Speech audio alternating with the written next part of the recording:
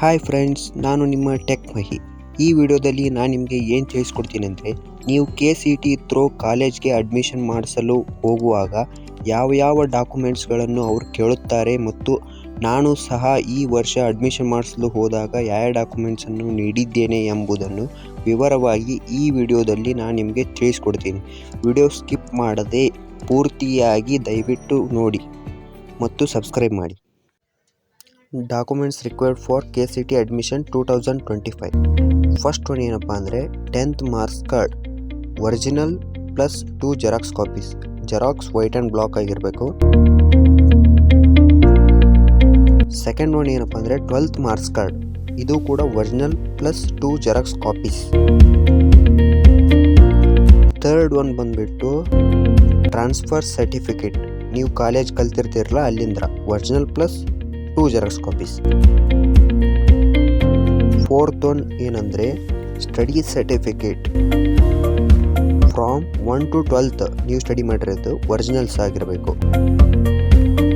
Fifth one ಏನಪ್ಪ ಅಂದರೆ KE challan college copy 3 ಇರ್ತವೆಲ್ಲ, ಅದರಲ್ಲಿ ಒಂದು ಕಾಲೇಜ್ ಕಾಪಿ ಮಾತ್ರ ಅವ್ರಿಗೆ ಕೊಡಬೇಕು original. Sixth one Kannada medium ಅಥವಾ ರೂರಲ್ ಕೋಟಾ ನೀವು ಕ್ಲೈಮ್ ಮಾಡಿದರೆ, ಈಗ ಎಕ್ಸಾಂಪಲ್ 3BK ಅಂತ ಬಂದಿರುತ್ತೆ ಕನ್ನಡ ಮೀಡಿಯಂ ಕ್ಲೈಮ್ ಆಗಿದ್ದರೆ. Seventh one documents Aadhaar card Xerox copy with student signature. Xerox copy ಮೇಲೆ ಸ್ಟೂಡೆಂಟ್ ಸಿಗ್ನೇಚರ್ ಬೇಕಾಗುತ್ತೆ. ಏಳ್ತ್ ಒನ್ ಡಾಕ್ಯುಮೆಂಟ್ಸ್ ಬಂದುಬಿಟ್ಟು KCET ಕನ್ಫರ್ಮೇಷನ್ ಸ್ಲಿಪ್. ಇದನ್ನು ನೀವು ಬ್ಯಾಂಕಲ್ಲಿ ಫೀ ಪೇ ಮಾಡಿದ್ಮೇಲೆ ನಿಮ್ಮ KE ವೆಬ್ಸೈಟ್ನಲ್ಲಿ ಇದು ಸಿಗುತ್ತೆ ಕನ್ಫರ್ಮೇಷನ್ ಸ್ಲಿಪ್.